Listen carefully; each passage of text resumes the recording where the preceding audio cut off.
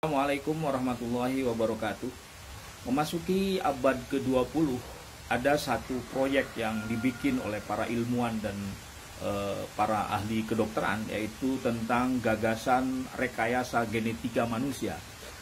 Sebuah proyek yang sangat ambisius dan saya kira sangat luar biasa besar ya. Dari sisi perspektif sains dan teknologi, ini tentu reasoningnya adalah sebuah perkembangan dari ilmu pengetahuan dan teknologi yang memang memasuki abad ke-20 ini semacam menjadi Tuhan ya, ilmu pengetahuan menjadi Tuhan. Tapi di sisi yang lain ternyata apa yang dilakukan oleh para ilmuwan ya dan ahli teknologi ini terkait dengan rekayasa genetika manusia ternyata juga menabrak nilai, menabrak value. Kenapa? Karena rekayasa genetika manusia pada hakikatnya adalah sebuah wilayah yang hanya wilayah spesifik, wilayah Tuhan ya, wilayah Allah. Dan itu bukan merupakan prerogatif manusia, tapi dengan reasoning sebagai sebuah konsekuensi perkembangan ilmu pengetahuan, lalu manusia melakukan itu. Ada satu anekdot ya, mungkin bisa dijadikan sebuah analisis bahwa sebuah proyek dan rencana manusia tidak selamanya berjalan mulus, tapi alih-alih justru membawa dampak yang sangat negatif. Kita misalnya membaca satu anekdot ya, anekdot sebuah analisis untuk membandingkan bahwa program manusia tidak selamanya berjalan mulus karena memang itu wilayah-wilayah Tuhan ya. Socrates itu seorang filosof Yunani yang sangat cerdas ya. Cuman dia punya kelemahan memiliki wajah yang sangat buruk ya. Tetapi di sisi yang lain Socrates punya seorang istri yang bernama Xanthip ya. Xanthip ini seorang perempuan yang sangat cantik di zamannya ya, tetapi dia punya kelemahan sangat IQ-nya sangat rendah, sangat bodoh ya.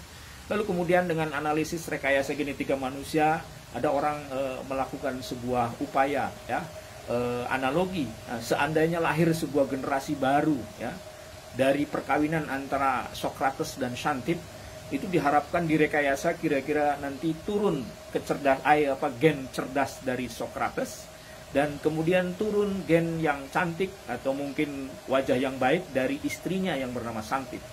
Itu target ideal yang ingin dicapai dalam anekdot rekayasa genetika manusia. Sehingga nanti diharapkan lahir menjadi anak yang cerdas secara intelektual, tapi juga memiliki wajah yang menawan ya, cantik kalau perempuan dan ganteng kalau laki-laki berdasarkan keturunan dari ibunya. Tetapi apa yang terjadi, inilah karena ini masuk wilayah Tuhan ya, Tuhanlah yang menentukan bagaimana rekayasa genetika manusia itu terjadi.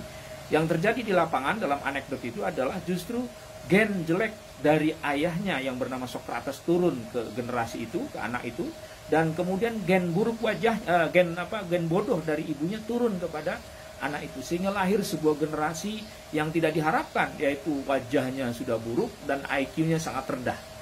Ini sebuah keputusan salah dari manusia sebagai sebuah anekdot dan menjadi sebuah pelajaran bahwa wilayah-wilayah Tuhan itu seringkali kalau dimasuki oleh wilayah kemampuan teknologi manusia seringkali menjadi masalah. Inilah pentingnya nilai ya, pentingnya value.